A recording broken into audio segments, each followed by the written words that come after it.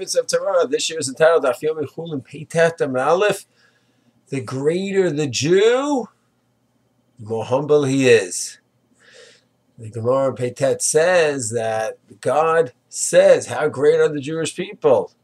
The more greatness I attribute to them, the more humble they are. It talks about Avraham, David, and Aaron.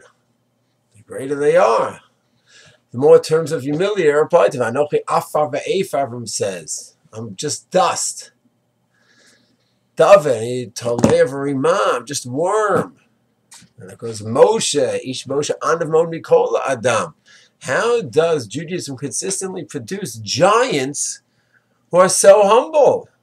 You think the certain simple intuition would be that the greater the person, the greater the ego. We certainly know that that's often the case. And here we see that the greater our heroes are, the more humble.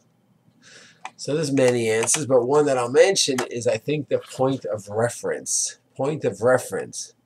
Person goes ahead and looks at himself compared to others, and that's his point of reference. So if he's the best basketball player, he's looking at, I'm the best basketball player compared to everyone else in the world. So I'm greater. I know more Gemara, I know more Dapim, I know more Halacha, I know the Shulchan Aruch, I know Mishlei, I know this better than others. Is that one's point of reference? I'm physically stronger, mentally stronger, spiritually stronger than others. That's my point of reference. So then, that's going to lead to more ego, whether it's in the physical, materialistic, or spiritual world, once that's your point of reference. But if your point of reference has nothing to do with how you compare to mankind, you're just looking at yourself in this universe that God created. That's your point of reference. So then the greater the person is, the more he's going to see he's just a tiny speck in this world.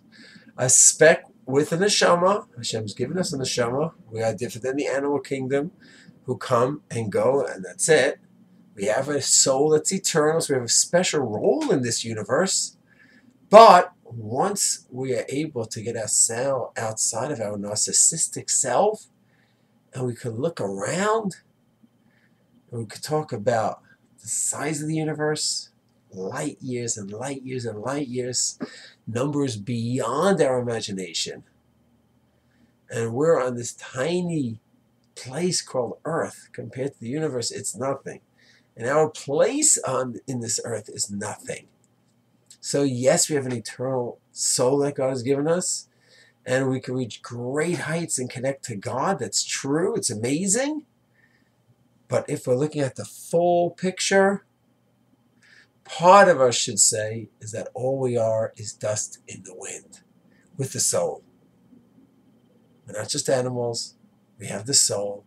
But in the certain framework, while other people, the ego is fueling them to feel how great they are compared to their accomplishments versus other people, a tzaddik is just seeing a full picture, a beautiful picture. It's not a depressing picture. It's a beautiful picture that God has given him 50 years, 70 years, 100 years here on this planet to have a connection to God, build up a connection, change the planet around. But he's thinking globally, universally. He's not thinking, how do I compare to others? It's a different framework totally. And that's why our Gemara, Peitet, describes our giants as looking at themselves as specks, tiny speck in the universe, because that's how they looked at themselves. That was the framework, not how do I compare to others. It's a shame. We should all be able to be zoche, to have that framework, that reference. Shalom.